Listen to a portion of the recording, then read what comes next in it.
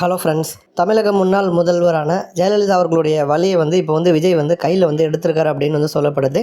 அதிமுக எப்போல்லாம் எதிர்க்கட்சியாக இருந்தாங்களோ அப்போல்லாம் ஜெயலலிதா அவர்கள் இந்த ஒரு விஷயத்தை தான் கையில் எடுத்து அப்படியே ஆளுங்கட்சியாக மாறுவதற்கு ட்ரை பண்ணுவாங்க. அதே விஷயத்தை தான் இப்போ தளபதி விஜயும் பண்ண போகிறார் அப்படிங்கிற மாதிரி ஒரு அப்டேட் வந்திருக்கு. தமிழக வெற்றி கழகத்தினுடைய பொதுக்குழு கூட்டத்துக்கு பிறகு பார்த்தீங்கன்னா விஜய் மாவட்டம் முழுவதும் சுற்றுப்பயணம் மேற்கொள்ள போகிறார் அப்படிங்கிற மாதிரி ஒரு அப்டேட் வந்துச்சு. இப்போ பார்த்தீங்கன்னா அந்த மாவட்ட அளவில் நடக்கக்கூடிய சுற்றுப்பயணத்தோடு சேர்ந்து மாநாடுகளையும் நடத்துவதற்கு விஜய் திட்டமிட்டிருக்காரு அப்படின்னு சொல்லப்படுது. 2026 சட்டமன்ற தேர்தலுக்கு இன்னும் 14 மாதம் தான் வந்திருக்கு.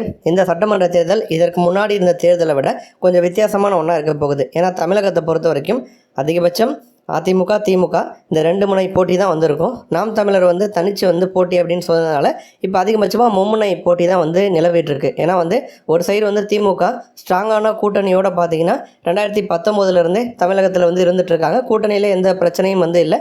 சின்ன சின்ன வருத்தங்கள் மனக்கசப்புகள்லாம் ஏற்பட்டாலுமே கூட அது பெரிய அளவில் கூட்டணியை விட்டு மற்ற கட்சிகள் வெளியில் போகாத அளவுக்கு பார்த்தீங்கன்னா ரொம்ப ஸ்ட்ராங்காக திமுக வந்திருக்காங்க. திமுகவை எதிர்கொள்ளணும் அப்படின்னா அதிமுக ஒரு பலமான கூட்டணியை அமைச்சே தீரணும். இப்போ அதிமுக கூட்டணியில் எந்தெந்த கட்சிகள்லாம் வருவதற்கான வாய்ப்பு இருக்குது அப்படின்னா பாமக இணையலாம், தேமுதிக இணையலாம், தமிழ் மாநில காங்கிரஸ் இணையலாம். இவங்கெல்லாம் ஆல்ரெடி அதிமுக கூட கூட்டணி வச்சவங்க தான். இப்போ அதிமுக திமுக அப்படின்னு 2 கட்சிகள் இருக்கும் பொழுது நாம் தமிழர் திராவிட கட்சிகளோட கூட்டணியே கிடையாது அப்படின்னு சொல்லிட்டு சீமான் பார்த்தீங்கன்னா தனித்து களமிறங்குவார். அப்போ சீமான் தனித்து களமிறங்கி எந்த ஒரு தொகுதியிலையும் ஜெயிக்கல அப்படின்னாலுமே கூட வாக்குகளை பிரிப்பார். அந்த வாக்குகளை பிரிக்கிறது அதிமுக வாக்குகளை பிரித்தார்னா திமுகவுக்கு ஃபேவர் ஆகும், திமுக வாக்குகளை பிரித்தார்னா அதிமுகவுக்கு ஃபேவர் ஆகும். இந்த மாதிரி அதிகபட்சம் மும்முனை போட்டி தான் இருந்துகிட்ருக்கு. இப்போ 4 முனை போட்டி அது மாறப்போகுது. ரீசன் என்ன அப்படின்னா விஜய் உள்ளே வந்திருக்காரு.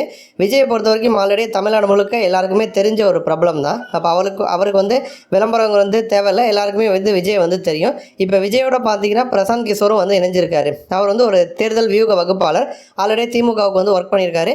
இப்போ விஜய் கட்சி கூட இணைந்து இவர் ஒர்க் பண்ண போகிறார் அப்படிங்கிற மாதிரி சொல்கிறாங்க.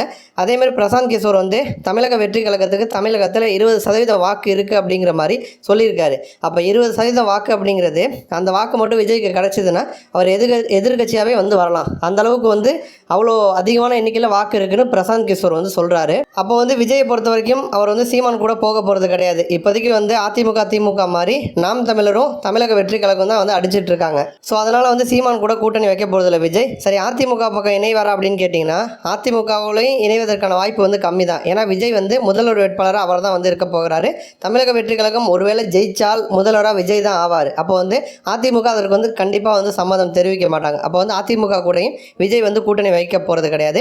அப்போ அதிமுக திமுக விஜய் நாம் தமிழர் இந்த மாதிரி 4 முனை போட்டி நிலவுவதற்கான சூழலும் அதிகமாக இருக்குது. அந்த மாதிரி சூழலில் தான் இப்போ மாநாடுகளை விஜய் நடத்த போகிறார் அப்படிங்கிற மாதிரி அப்டேட் வந்திருக்கு. அதுவும் மண்டல அளவில் 4 மாநாடு நடத்த போகிறாராம். வருகின்ற 26ஆம் தேதி பார்த்தீங்கன்னா தமிழக வெற்றி கழகத்தினுடைய செயற்குழு மற்றும் பொதுக்குழு கூட்டம் நடக்குது. அதில் இது சம்மந்தமாக ஆலோசனை பண்ண போகிறாங்க அப்படிங்கிற மாதிரி அப்டேட் வந்திருக்கு. ஜெயலலிதா அவர்களை பொறுத்த வரைக்கும் எப்பப்பெல்லாம் பார்த்தீங்கன்னா அவங்க எதிர்கட்சியாக இருக்காங்களோ அப்போல்லாம் இந்த மாதிரி தேர்தல் நேரத்தில் மண்டல அளவிலான பிரம்மாண்ட மாநாடுகள் நடத்துவாங்க. அப்போ ஆளுங்கட்சிக்கு எதிராக இருக்கக்கூடிய மக்களுடைய அந்த ஒரு எதிர்ப்பலை மொத்தமாக அதிமுகவுக்கு ஆதரவாக ஜெயலலிதா அவர்கள் மாற்றி அதன் மூலமாகவே ஆட்சியை பிடிப்பாங்க. அப்போ ஜெயலலிதா பாணியில் பார்த்தீங்கன்னா இப்போ விஜய் மண்டல மாநாடு நடத்துவதற்கு ரெடி ஆகிட்டார். நன்றி.